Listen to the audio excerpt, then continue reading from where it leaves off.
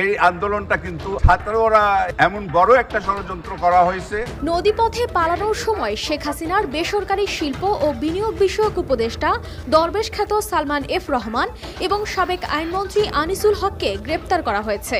গোপন সূত্রে পাওয়া তথ্যের ভিত্তিতে নৌপথে পালানোর চেষ্টা করার সময় রাজধানীর সদরঘাট এলাকা থেকে এই দুজনকে গ্রেপ্তার করা হয়।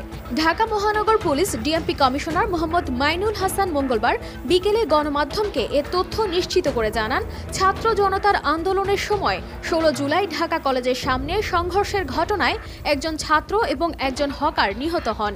এই ঘটনার সঙ্গে সংশ্লিষ্টতার অভিযোগে দায়ের করা মামলায় আনিসুল হক ও সালমান এফ রহমানকে গ্রেফতার দেখানো হয়েছে। বৃষ্টির দিনে আনন্দটা একটু বেশিই জমুক, আর আনন্দ আয়োজন মানেই চাষি সুগন্ধি চিনি গুঁড়া চাল। যে যদি কেউ আইন ভঙ্গ করে থাকে তাহলে আইন অনুযায়ী ব্যবস্থা নেওয়া হবে। আমাদের কাছে তথ্যপত্র আছে। গত 5